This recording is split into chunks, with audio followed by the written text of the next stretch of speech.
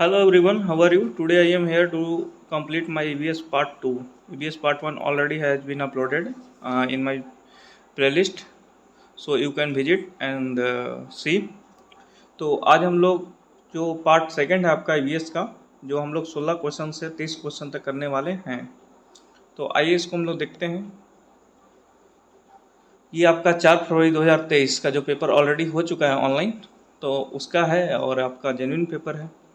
तो देखते हैं 16 क्वेश्चन क्या कहता है आपका। कहता है कि Rama was referring to attention memory problem solving and planning, she was focusing on. Rama जो है ना, अवधान, स्मरण शक्ति, समस्या समाधान और योजना बनाने का उल्लेख कर रही थी। वह संकेंद्रित थी। तो किस पर थी? सम समूह दबाव पर, या सामाजिक कौशल पर, या कोलैबोरेटिव सहयोगी कौशल पर, या आपका संज्ञान पर। ठीक है ना। तो अब क्या है इसमें?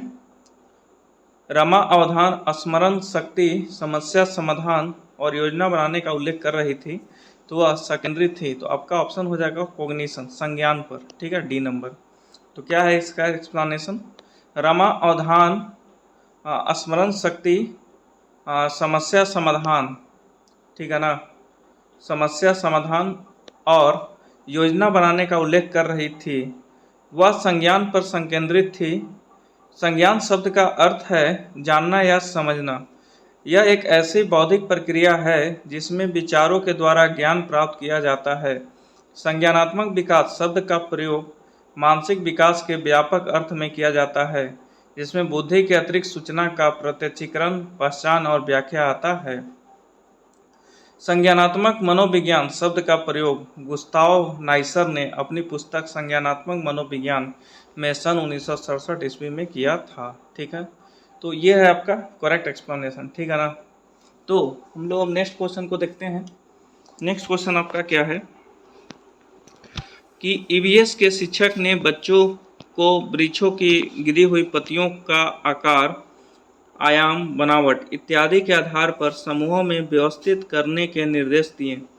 ठीक है ना। तो शिक्षा का उद्देश्य क्या था? इन्वायरमेंटल साइंस है। ठीक है, इन्वायरमेंटल साइंस के शिक्षक थे। उन्होंने बच्चों को वृक्षों की गिरी हुई पत्तियां के आकार, आयाम और बनावट इत्यादि के आधार पर समूहों में व्यवस्थित करने के निर्देश दिए। तो शिक्षा का उद्देश्य क्या है? तो पत्तियों के विषय में उनकी समझ में वृद्धि, अवलोकन और वर्गीकरण कौशलों में वृद्धि, पत्तियों के ज्ञान में वृद्धि, और आपका हो जाएगा उससे अध्यापन में आमोद प्रमोद तत्व की वृद्धि। तो कौन सा हो सकता है इसका? ईवीएस के शिक्षक ने बच्चों को वृक्षों की गिरी हुई पत्तियों का आकार, आयाम, बनावट इत्यादि के आधार पर समूहों में व्यवस्थित करने के निर्देश दिए। तो शिक्षा का उद्देश्य क्या है? तो पत्तियों के ज्ञान में वृद्धि, उसमें अध्यापन के आमोद और प्रमोद तत्व की वृद्धि। देखते हैं इसका क्या आंसर दिया हुआ है। इसका आंसर आपका बी नंबर दिया हुआ है, अवलोकन और वर्गीकरण कौशलों में वृद्धि। अवलोकन और वर्गीकरण कौशलों में वृद्धि कि ईवीएस के शिक्षक ने बच्चों को वृक्षों की गिरी हुई पत्तियों का आकार, आयाम, बनावट इत्यादि के आधार पर समूहों में व्यवस्थित करने के निर्देश दिए। शिक्षा का उद्देश्य है आपका ऑब्जर्वेशन एंड क्लासिफिकेशन स्किल्स। ठीक ना। देखते हैं इसका एक्सप्लेनेशन क्या है, क्योंकि मेरा मानना है एक्सप्लेनेशन बहुत ही ज़रूरी है। आप आंसर नहीं जानते हैं कोई गलत बात नहीं है, लेकिन अब एक्सप्लेनेशन को पढ़ना बहुत ज़रूरी है। इससे क्या होगा कि आपको कॉन्फिडेंस बढ़ेगा और इसी से रिलेटेड कुछ क्वेश्चन भी आपके बनेंगे। ठीक है ना। ईवीएस के एक शिक्षक ने बच्चों के वृक्षों की गिरी हुई पत्तियों के आकार, आयाम, बनावट इत्यादि के आधार पर समूहों के व्यवस्थित करने के निर्देश दिए हैं। ऐसी गतिविधि के द्वारा शिक्षक का उद्देश्य बच्चों में अवलोकन और वर्गीकरण कौशलों में वृद्धि करने से है। ठीक है ना। अवलोकन और वर्गीकरण कौशलों में वृद्धि करने से है। अवलोकन से आशय है आँखों से देखना। इस प्रकार अवलोकन वह प्रणाली है जहाँ अवलोकनकर्ता स्वयं घटना स्थल पर जाकर अपनी आँख से उस घटनाओं को देखता है और जानकारी प्राप्त करता है। वर्गीकरण का अर्थ विभिन्न वस्तुओं अथवा बिखरी हुई सामग्री को समान गुणों के आधार पर विभिन्न श्रेणियों अथवा वर्गों में विभाजित करना है। ठीक है ना। तो यही था आपका। अवलोकन का अर्थ होता है आँखों से देखना। इस प्रकार अवलोकन वह प्रणाली है जहां अवलोकनकर्ता स्वयं घटना स्थल पर जाकर अपनी आंखों से उन घटनाओं को देखता है और जानकारी प्राप्त करता है। वर्गीकरण का अर्थ विभिन्न वस्तुओं अथवा बिखरी हुई सामग्री को समान गुणों के आधार पर विभिन्न श्रेणियों, अपना अथवा वर्गों में विभाजित करता है। ठीक है। नेक्स्ट क्वेश्चन है आपका 18 कि विद्यार्थियों में पर्यावरण दृष्टिकोण व पर्यावरण ज्ञान की जागरूकता लाने के लिए एक पर्यावरण अध्ययन का शिक्षक क्या कर सकता है। विद्यार्थियों में पर्यावरण दृष्टिकोण व पर्यावरण ज्ञान की जागरूकता लाने के लिए एक पर्यावरण अध्ययन का शिक्षक क्या कर सकता है। तो ऑप्शन है इस प्रकार हैं आपके कि शिक्षक उनसे घरेलू वस्तुओं को बनाने में प्रयोग होने वाले जैविक व भौतिक संसाधनों की सीमित उपलब्धता को बताएगा। सेकंड है शिक्षक अपने आसपास उपस्थित वनस्पति व पशुओं पर मानव व्यवहार के प्रभाव को बताएगा। और नेक्स्ट आपका शिक्षक राष्ट्रीय और अंतर्राष्ट्रीय डॉक्यूमेंट्री फिल्में दिखाएगा। और डी है आपका शिक्षक औद्योगिकीकरण के लिए वन उन्मूलन के महत्व को समझाएगा। ठीक है। इसके आंसर बी दिए हुए ए बी सी। ठीक ना। क्वेश्चन को मैं रिपीट करता हूँ। विद्यार्थियों में पर्यावरण दृष्टिकोण व पर्यावरण ज्ञान की जागरूकता लाने के लिए एक पर्यावरण अध्ययन का शिक्षक क्या कर सकता है। तो शिक्षक उनसे घरेलू वस्तुओं को बनाने में प्रयोग होने वाले जैविक व भौतिक संसाधनों की सीमित उपलब्धता को बताएगा। ठीक है। शिक्षक अपने आसपास उपस्थित वनस्पति व पशुओं पर मानव व्यवहार के प्रभाव को बताएगा। और नेक्स्ट आपका शिक्षक राष्ट्रीय और अंतर्राष्ट्रीय डॉक्यूमेंट्री फिल्में दिखाएगा। ठीक है। तो ए बी सी आपका ऑप्शन हो गया बी नंबर। तो एक्सप्लेनेशन दिया हुआ है विद्यार्थियों में पर्यावरण दृष्टिकोण व पर्यावरण ज्ञान की जागरूकता लाने के लिए एक पर्यावरण अध्ययन का शिक्षक उनसे घरेलू वस्तुओं को बनाने में प्रयोग होने वाले जैविक व भौतिक संसाधनों की सीमित उपलब्धता को बताएगा। अपने आसपास उपस्थित वनस्पतियों व पशुओं पर मानव व्यवहार के प्रभाव को बताएगा और राष्ट्रीय और तथा अंतर्राष्ट्रीय डॉक्यूमेंट्री फिल्में दिखाएगा। पर्यावरण अध्ययन को पढ़ाने का उद्देश्य बच्चों में पर्यावरणीय समस्याओं के बारे में जागरूकता पैदा करना और पर्यावरण और उनसे जुड़ी समस्याओं के बारे में बुनियादी ज्ञान प्रदान करना है। ठीक है ना। तो ये था आपका एक्सप्लेनेशन। नेक्स्ट है क्रियाकलाप आधारित अधिगम के अभ्यास में निहित निम्नलिखित चरणों को सही क्रम में व्यवस्थित कीजिए। तो क्या है आपका क्वेश्चन क्रियाकलाप आधारित अधिगम। ठीक है। तो ऑप्शन देखते हैं इसके। क्या क्या दिया हुआ। क्रियाकलाप का संपादन, पुनरावृत्ति करना, योजना बनाना, प्रक्रम पर विचार करना या चिंतन करना। तो देखिए पहला तो हो जाएगा मेरे ख्याल से योजना बनाना, C number option. C number option किस में दिया हुआ है, ए और सी में। तो योजना बनाइएगा, उसके बाद क्या कीजिएगा, उसको करने का प्रयास कीजिएगा, सी ए। ठीक है। और करिएगा तो उसका क्या है, रिफ्लेक्शन देखिएगा क्या काम हुआ। एक क्वेश्चन रिपीट है, 6 तारीख में भी पूछा गया था सेम क्वेश्चन। तो देख सकते हैं किस तरीके से क्वेश्चन रिपीट हो रहे हैं। इसलिए प्लीज रिक्वेस्ट है कि आप प्रीवियस ईयर के पेपर को ज़रूर देखें। ठीक है ना। तो ये आपका प्रीवियस ईयर ही पेपर है। तो आप देख सकते हैं पहले आपका किसी काम को करने के लिए प्लानिंग करना होता है। अब जब आपने प्लानिंग कर लिया तो उसको कंडक्ट करने का प्रयास कीजिए। कंडक्ट कर लिए तो आप उसको रिफ्लेक्शन देखिए, आप फीडबैक लीजिए किस तरीके का आउटपुट आपको मिला। अगर आउटपुट सही है तो उसको आप रिवाइज मोड में डाल दीजिए। ठीक है। यही आपका होता है किसी भी प्रोडक्ट को कंप्लीट करने का तरीका। तो प्रोडक्ट आपका PERT, ठीक है ना, PERT और CPM दो कंसेप्ट पे ज़्यादा काम करता है। ठीक है। क्रिटिकली पाथ मेथड आपका होता है प्रोजेक्ट इवोल्यूशन रिव्यू टेक्निक। ठीक है ना। इस तरीके से आपका ये काम करता है। ठीक है।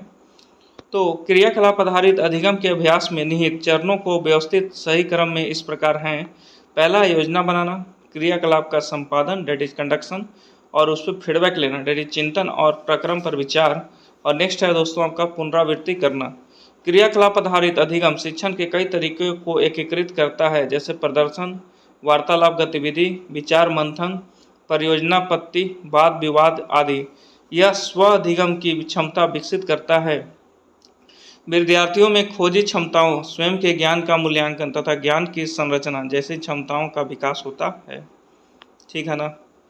नेक्स्ट क्वेश्चन है आपका 20 नंबर कि निम्नलिखित में से कौन सी स्थिति पर्यावरण अध्ययन की एकीकृत प्रकृति को दर्शाती है।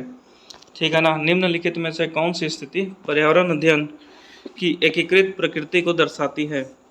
तो पहला ऑप्शन है आपका विज्ञान, सामाजिक विज्ञान और पर्यावरण शिक्षा की अवधारणाओं से अंतर्दृष्टि विकसित करना। सेकंड है आपका किसी पर्यावरणविद को भाषण के लिए कक्षा में आमंत्रित करना। और थर्ड है आपका विज्ञान व सामाजिक विज्ञान के अलग अलग शिक्षकों को भाषण के लिए आमंत्रित करना। और नेक्स्ट है आपका विज्ञान व सामाजिक विज्ञान की अलग अलग पाठ योजना बनाना। ठीक है ना। इसका आंसर दोस्तों ए नंबर दिया हुआ है, विज्ञान, सामाजिक विज्ञान और पर्यावरण शिक्षा की अवधारणाओं से अंतर्दृष्टि विकसित करना। ठीक है ना। क्वेश्चन मैं पढ़ता हूँ फिर से। Which of the following situations represent an integrated nature of EVS. Environmental science का जो है एकीकृत प्रकृति को दर्शाती है, तो कौन सी स्थिति इस चीज़ को रिप्रेजेंट करती है?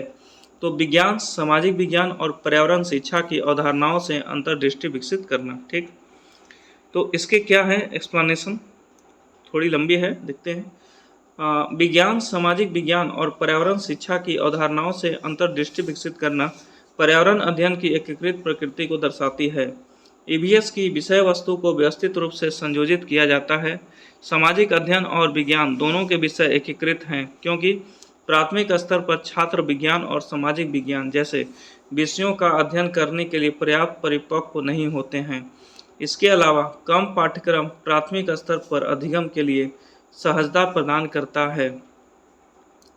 पर्यावरण की एकीकृत प्रकृति की मदद से छात्रों में अवलोकन कौशल, वर्गीकरण कौशल और सर्वेक्षण कौशल, मानचित्रण कौशल और संचार कौशल जैसे कौशल विकसित किए जाते हैं।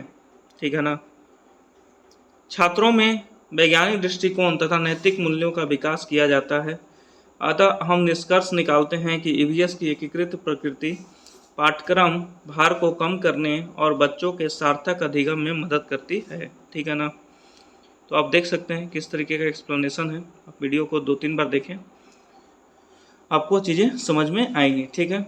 अब नेक्स्ट है आपका identify the objective with which riddles have been included in EVS. निम्नलिखित में से पर्यावरण अध्ययन पुस्तक में पहेलियों को सम्मिलित करने के उद्देश्य को पहचानिए। ठीक, तो क्या क्या है पहेली आपका? पहला ऑप्शन है विद्यार्थियों के मन को भ्रमित करना। ठीक है, to confuse student. To make them play, विद्यार्थियों को जो पहेली देता है ना ईवीएस में, तो आखिर क्यों देता है? तो मन को भ्रमित करना, कंफ्यूज तो नहीं करेगा। टू मेक देम प्ले, विद्यार्थियों को खेल खिलाना। ठीक है। नेक्स्ट कहता है विद्यार्थियों के मन को भ्रमित करना और स्वयं आनंदित होना, ये भी रिजेक्ट हो गया। विद्यार्थियों में तर्क क्षमता विकसित करना, इसलिए पहले दिया जाता है पजल, ताकि आपका लॉजिकल रीजनिंग जो कंसेप्ट है ना, उस तरीके का आपका माइंड बिल्डअप सेट हो सके। ठीक है ना। तो यही था आपका डी नंबर कि to develop logical ability in student, विद्यार्थियों में तर्क क्षमता विकसित करना। नेक्स्ट कहता है पर्यावरण अध्ययन पुस्तक में पहेलियों को सम्मिलित करने का मुख्य उद्देश्य विद्यार्थियों में तर्क क्षमता विकसित करना है। ईवीएस अधिगम की प्रक्रिया में पहेलियों का उपयोग करने से छात्रों की भागीदारी, एकाग्रता, ध्यान केंद्रित करने में मदद मिल सकती है। खेल, पहेली प्रदर्शन, कलाकृतियाँ, फिल्म, पोस्टर, चार्ट आदि ईवीएस कक्षा का एक हिस्सा होना चाहिए, जिससे बच्चों को देखने, तलाशने और अनुभव साझा करने के अवसर मिलते हैं। गतिविधियां बच्चों के लिए खुद को अभिव्यक्ति करने के लिए एक महत्वपूर्ण भूमिका निभाती है। खेल और पहेलियां किसी भी छात्र को किसी विषय में संलग्न करने के लिए एक उत्कृष्ट दृष्टिकोण हो सकते हैं। ठीक है ना। ये था आपका पहेलियों से रिलेटेड क्या क्या आपके उसके बेनिफिट्स हैं। ठीक है। नेक्स्ट है 22 कि रीमा ने अपने विद्यार्थियों को देश के विभिन्न भागों में मनाए गए विभिन्न त्योहारों के उत्सवों पर जानकारी एकत्र करने का नियत कार्य दिया। ठीक है। और उन्हें कक्षा में प्रदर्शित करने के लिए कहा। तो इस क्रियाकलाप का उद्देश्य क्या है? तो पहला कहता है कि देश के सर्वाधिक लोकप्रिय त्योहारों के विषय में जाना जाए।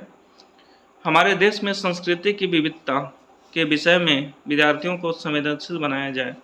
हमारे देश में मनाए जाने वाले विभिन्न त्योहारों का एक रिकॉर्ड बनाया जाए। रिकॉर्ड तो बनाना है नहीं, विभिन्न त्योहारों को उत्सव रूप में मनाने के लिए विद्यार्थियों को प्रेरित करना। ठीक है। तो इसका आंसर दिया हुआ है बी नंबर आपका कि sensitise student about diversity of culture in our country. हमारे देश में संस्कृति की विविधता के विषय में विद्यार्थियों को संवेदनशील बनाया जाए। ठीक, तो बी नंबर है आपका। तो देखते हैं एक्सप्लेनेशन इसका। रीमा ने अपने विद्यार्थियों को देश के विभिन्न भागों में मनाए गए विभिन्न त्योहारों के उत्सवों पर जानकारी एकत्र करने का नियत कार्य दिया और उन्हें कक्षा में प्रदर्शित करने के लिए कहा। इस क्रियाकलाप का मुख्य उद्देश्य यह है कि हमारे देश में संस्कृति की विविधता के विषय में विद्यार्थियों को संवेदनशील बनाया जाए। भारत की भौगोलिक स्थिति, जलवायु एवं उसकी अर्थव्यवस्था क्षेत्रीय विशेषताओं और विविधताओं को उत्पन्न करती है। इसी कारण भारत में खान-पान, रहन-सहन, वेशभूषा, त्योहारों में विभिन्नता दिखाई देती है। किंतु फिर भी भारत की सांस्कृतिक विशेषताएं इस प्रकार मिल गई है कि हम उनके मूल स्वरूप में उन्हें साफ-साफ पहचान नहीं सकते। इसलिए कहा गया है कि हमारी एकता के कारण हम शक्तिशाली हैं, ठीक है ना। अगर भारत की बात करें तो भारत एक परिवार है। अगर हम पूरे वर्ल्ड की बात करें तो वर्ल्ड इज ए फैमिली, उसी को बोलते हैं वसुधैव कुटुंबकम, ठीक है ना। तो आपने देखा होगा कि भारत में क्या है कि खान पान, रहन सहन, वेशभूषा, त्योहारों में भिन्नता दिखाई देती है, किंतु फिर भी भारत की सांस्कृतिक विशेषताएं इस प्रकार मिल गई हैं कि हम उनके मूल स्वरूप में उन्हें साफ साफ पहचान नहीं सकते। इसलिए कहा गया है कि हमारी एकता के कारण हम शक्तिशाली हैं। नेक्स्ट है आपका 23। आदित्य ईवीएस। आदित्य जो है एक ईवीएस शिक्षक अपने विद्यार्थियों के साथ बैठे और उन्होंने चिकनी मिट्टी से कई चीज़ें बनानी सीखी। एक विद्यार्थी जो अन्य विद्यार्थियों के साथ फर्श पर नहीं बैठ सकती थी, वह कुर्सी पर बैठी और उन्हें आदित्य और उनके सहपाठियों से चिकनी मिट्टी से विभिन्न वस्तुएं बनानी सीखी। इस क्रियाकलाप के दौरान आदित्य ने बच्चों से बात की और सृजनात्मकता को प्रोत्साहित किया। उसने विद्यार्थियों को चिकनी मिट्टी का उपयोग करके अपनी पसंद का दृश्य बनाने के लिए कहा। प्रत्येक समूह ने एक भिन्न भिन्न विचार प्रस्तुत किया एवं एक भिन्न दृश्य बनाया। इसके द्वारा उसने अवसर प्रदान किया। तो क्या अवसर प्रदान किया? तो विद्यार्थियों को उनकी प्रतिभा प्रदर्शित करने का। ये तो ठीक है, जिससे कि वह अपनी क्षमता को बेहतर कर सके, भी ठीक है। विद्यार्थियों में प्रतिद्वंद्विता को मन में बैठाना, to instil competitiveness in a student. तो अब पता नहीं, इसका आंसर ये नहीं दिया हुआ है कि प्रतिद्वंद्विता को मन में बैठाना। कोई कंपटीशन तो हुआ नहीं था इसमें तो ये दिया गया कि आप क्या अच्छा बना सकते हैं, क्योंकि रेस तो हुआ नहीं इसमें कौन फर्स्ट सेकंड थर्ड, इसलिए आप कॉम्पिटिटिवनेस को एलिमिनेट कर सकते हैं। तो ए और बी इसका ऑप्शन होगा, ठीक है। तो डी नंबर दिया हुआ है कि आदित्य एक ईवीएस शिक्षक अपने विद्यार्थियों के साथ बैठे और उन्होंने चिकनी मिट्टी से कई चीज़ें बनानी सीखी। एक विद्यार्थी जो है जो अन्य विद्यार्थियों के साथ फर्श पर नहीं बैठ सकती थी, तो वह कुर्सी पर बैठी और उसने आदित्य और उनके सहपाठियों से चिकनी मिट्टी से विभिन्न वस्तुएं बनानी सीखी। इस क्रियाकलाप के दौरान आदित्य ने बच्चों से बातें की और सृजनात्मकता को प्रोत्साहित किया। उसने विद्यार्थियों को चिकनी मिट्टी का उपयोग करके अपनी पसंद का दृश्य बनाने के लिए कहा। प्रत्येक समूह ने एक भिन्न विचार प्रस्तुत किया एवं एक दृश्य बनाया। इसके द्वारा उसने विद्यार्थियों को उनकी प्रतिभा प्रदर्शित करने का अवसर प्रदान किया, जिससे कि वह अपनी क्षमता को बेहतर कर सके, ठीक है ना। तो ये है आपका। नेक्स्ट है 24 कि यदि आपको ईवीएस में कोई विषय पढ़ाना कठिन लगे तब शिक्षक के रूप में आप क्या करेंगे। होता है तो मुख्य बिंदु की पुनरावृत्ति करेंगे, विद्यार्थियों से प्रश्न करेंगे नहीं, क्योंकि शिक्षक को तो खुद प्रॉब्लम हो रहा है। उसे पढ़िए और पढ़ाइए या समूह शिक्षण रणनीति का उपयोग करेंगे, use strategy of team teaching. तो देखो मुझे जो लगता है इसका, उसे पढ़िए और पढ़ाइए, ये थोड़ा अच्छा लगता है। बाकी देखते हैं क्या इसका दिया हुआ आंसर। तो इसका डी नंबर दिया हुआ है दोस्तों कि use strategy of team teaching, समूह शिक्षण रणनीति का उपयोग करेंगे, ठीक है। समूह शिक्षण रणनीति का उपयोग करेंगे, ठीक है। तो डी नंबर है। तो हम क्या सोच रहे हैं और वो क्या सोच रहे हैं, जो एग्जामिनर है, दोनों में फ़र्क है। तो प्लीज़ आप थोड़ा सा क्वेश्चन को बार बार देखिए, प्रैक्टिस कीजिए, तभी हो पाएगा, क्योंकि ये के लिए आपका कोई बुक स्पेशल बना नहीं है। थोड़ा ब्लड है, मैं आपको पढ़ देता हूँ क्योंकि क्वेश्चन ही वापस रिपीट हुए हैं इसमें। यदि आपको ईवीएस में कोई विषय पढ़ाना कठिन लगे तब शिक्षक के रूप में आप समूह शिक्षण, ठीक है ना, समूह शिक्षण रणनीति का उपयोग करेंगे।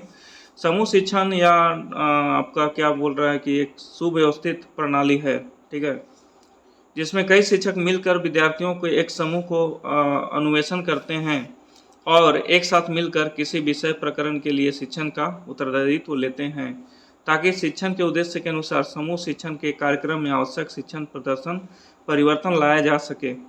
इसके अंतर्गत जो है आपका प्रथम प्रदर्शन में समूह शिक्षण की योजना तैयार की जाती है, ठीक है।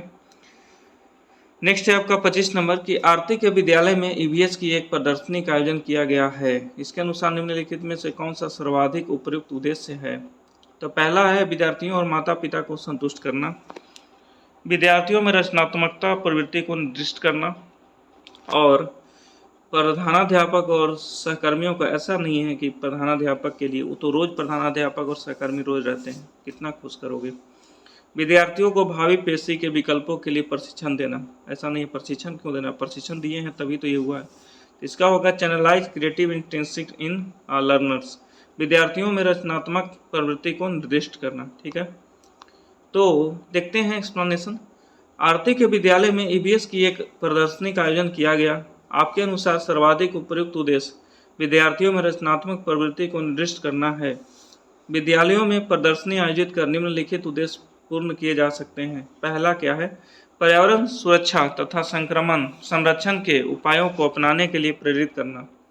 ठीक है ना, पर्यावरण सुरक्षा तथा संरक्षण के उपायों को अपनाने के लिए प्रेरित करना, विद्यार्थियों का उत्साह वर्धन तथा उनके विचारों के अनुप्रयोग का अवसर प्रदान करना, और नेक्स्ट आपका विद्यार्थियों में पर्यावरण का ज्ञान जागृत करना, और नेक्स्ट आपका सहपाठियों की उपलब्धियों को देखने का अवसर प्रदान करना ताकि अन्य विद्यार्थी भी कुछ नवीन कार्य करने के लिए अग्रसर हो सकें। प्रदर्शनी का मतलब होता ही है कि अलग अलग जगह से लोग आते हैं, देखते हैं, समझते हैं क्या कुछ नया है, क्या उसमें कुछ ऐड किया जा सकता है, इस तरह की बातें उसमें होती हैं और ये होनी चाहिए।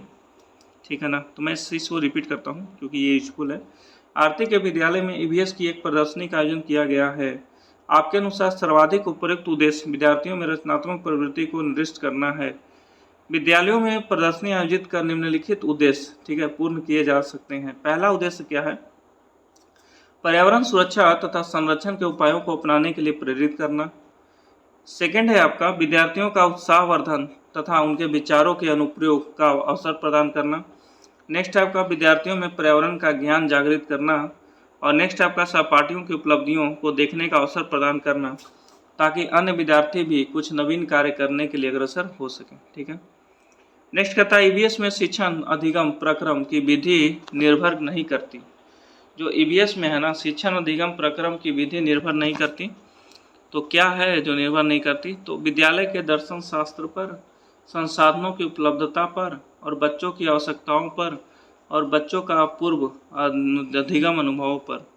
तो दोस्तों इसका आंसर दिया हुआ आपका विद्यालय के दर्शन शास्त्र पर, स्कूल फिलॉसफी। ठीक है ना, ईवीएस में नहीं करती, क्वेश्चन ध्यान दीजिएगा, नहीं करती। ठीक है, तो विद्यालय के दर्शन शास्त्र पर नहीं करती, बाकी चीज़ों पर करती है, संसाधनों की उपलब्धता पर, बच्चों की आवश्यकताओं पर, और बच्चों में पूर्व अधिगम अनुभव पर। ठीक है, तो क्वेश्चन में देखिएगा नहीं दिया हुआ है, नेगेटिव क्वेश्चन पूछ रहा है तो नेगेटिव आंसर ही होंगे। ठीक है, तो ईवीएस में शिक्षण अधिगम प्रक्रम की विधि विद्यालय के दर्शन शास्त्र पर निर्भर नहीं करती, बल्कि संसाधनों की उपलब्धता पर, बच्चों की आवश्यकताओं पर, और बच्चों का पूर्व अधिगम अनुभवों पर। ईवीएस में शिक्षण अधिगम प्रक्रम की विधि पर निर्भर करता है।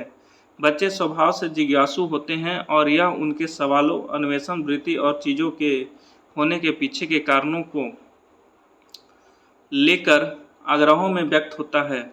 प्रयोग और अन्वेषण बच्चों को जांच करने और निष्कर्ष निकालने के लिए प्रोत्साहित किए जाते हैं, जिनमें बच्चे अपनी गतिविधियों को स्वयं कर सकते हैं और अवलोकन से सीख सकते हैं। ठीक है, नेक्स्ट है आपका 27, teaching of EVS would be more effective if the teacher. EVS का शिक्षण अधिक प्रभावी होगा यदि शिक्षक विभिन्न अर्थपूर्ण और संदर्भित क्रियाकलापों का संचालन करे। ठीक है ना, का अपने विषय पर अधिकार हो। और नेक्स्ट है आपका कि विषय समाप्त करने के पश्चात गृह कार्य नियत कार्य दे, और विषय के प्रारंभ में विद्यार्थियों को उद्देश्य बता दे। ठीक है, तो इसका दिया हुआ ए नंबर कि ईवीएस का शिक्षण अधिक प्रभावी होगा यदि शिक्षक conduct various meaningful and relevant activities, विभिन्न अर्थपूर्ण और संदर्भित क्रियाकलापों का संचालन करे। तो कहता है ईवीएस का शिक्षण अधिक प्रभावी हो सकता है यदि शिक्षक विभिन्न अर्थपूर्ण और संदर्भित क्रियाकलापों का संचालन करे। ईवीएस शिक्षण को अधिक प्रभावी करने वाले कुछ प्रमुख बिंदु हैं, निम्न हैं। पहला, ईवीएस कहानियों और कविताओं में बच्चों को अपने साथियों के साथ जुड़े रहने में मदद करता है। सेकंड है, यह बच्चों को एक प्रभावी सीखने का माहौल प्रदान करता है। और थर्ड है आपका, यह भाषाई क्षमताओं को बढ़ावा देने के साथ साथ सीखने को अधिक रोचक बनाता है। और नेक्स्ट है, यह बच्चों को विविध संदर्भ में सीखने में सहायता करता है और बच्चों को रचनात्मक रूप में अभिव्यक्त करने में भी मदद करता है। ठीक है।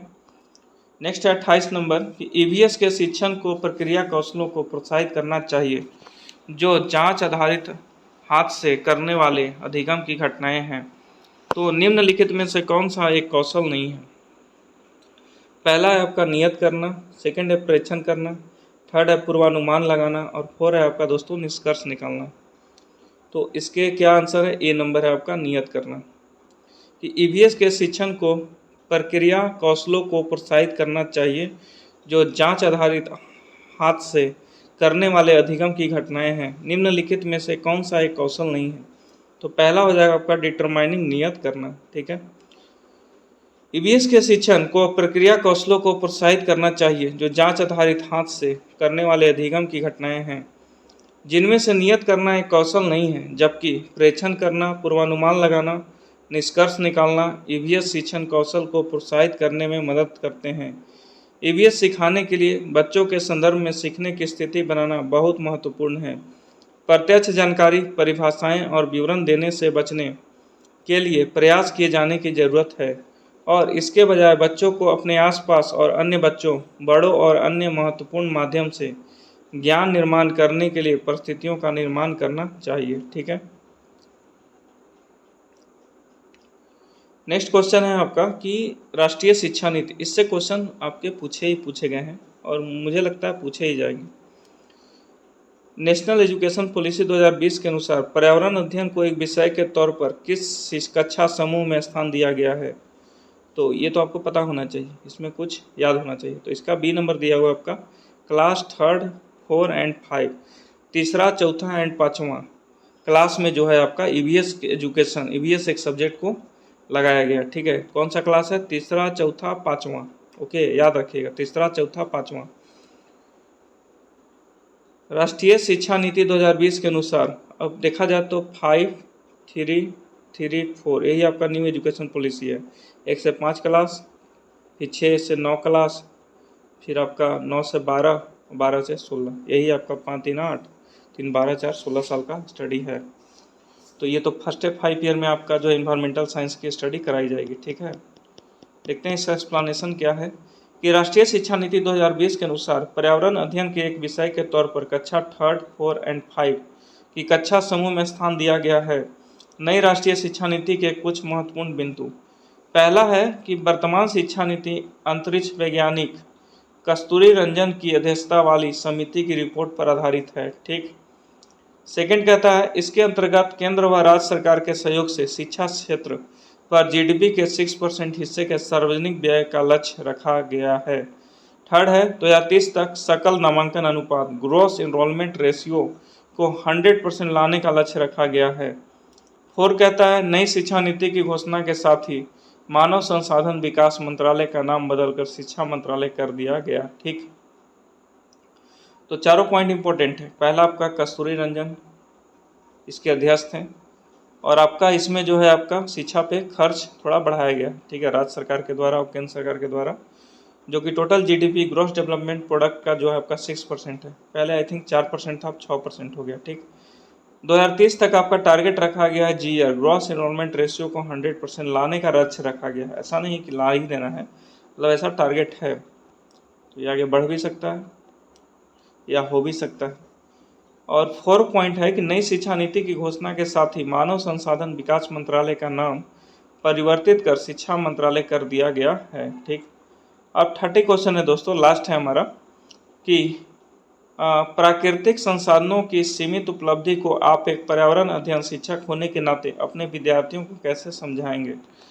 ठीक है ना। And as an EVS teacher how will you make your student understand limited availability of natural resource? Very good question. कहता है कि प्राकृतिक संसाधनों पर एक अच्छे पाठ्यक्रम के माध्यम से प्राकृतिक संसाधनों का एक अच्छा व्याख्यान देकर, और नेक्स्ट कहता है आपका कि किसी पर्यावरण विशेषज्ञ द्वारा भाषण के माध्यम से, और फिर कहता है कि कक्षा में बच्चों को कोयले का टुकड़ा दिखाकर उसकी भविष्य में उपलब्धता एवं उपयोगी संबंधी चर्चा करके। तो दोस्तों इसका दिया हुआ है आपका डी नंबर, ठीक है ना। अब डी नंबर को यूज करके बच्चों को प्राकृतिक संसाधनों के भविष्य के बारे में आप बता सकते हैं कि कक्षा में बच्चों through showing A call fish and discussing it's use and availability of for future, कि कक्षा में बच्चों को कोयले का टुकड़ा दिखाकर उसकी भविष्य में उपलब्धता एवं उपयोग संबंधी चर्चा करके, ठीक है। तो क्या है एक्सप्लेनेशन कि प्राकृतिक संसाधनों की सीमित उपलब्धि को आप एक पर्यावरण अध्ययन शिक्षक होने के नाते अपने विद्यार्थियों को कक्षा में कोयले का टुकड़ा दिखाकर उसकी भविष्य में उपलब्धता एवं उपयोगी संबंधी चर्चा करके उसे समझाएंगे। जो संसाधन प्रकृति से प्राप्त होते हैं और आधुनिक संसाधन के बिना उपयोग में लाए जाते हैं वे प्राकृतिक संसाधन कहलाते हैं। संसाधनों का सतर्कतापूर्वक उपयोग करना और उन्हें नवीकरण के लिए समय देना संसाधन संरक्षण कहलाता है। संसाधनों के संरक्षण के अनेक तरीके हैं। प्रत्येक व्यक्ति उपभोग को कम करके वस्तुओं के पुनर्चक्रण और पुनः उपयोग द्वारा योगदान दे सकता है। तो कैसे है आपका नोट कि प्राकृतिक संसाधनों का वितरण भूभाग, जलवायु, ऊंचाई जैसे अनेक भौतिक कारकों पर निर्भर करता है। तो यही था दोस्तों आपका ईवीएस से रिलेटेड जो क्वेश्चन पूछे गए थे आपके 4 फरवरी 2023 को, ठीक है। अब जो हमारा नेक्स्ट आएगा आपका वीडियो वो आपका हिंदी टॉपिक पे आएगा, ठीक है। तो okay, thank you very much for watching this video. I hope this will be very useful for you. जैसा भी लगे आप कमेंट सेक्शन में बता सकते हैं और अच्छा लगे तो ज़रूर इसको शेयर करें। Thank you.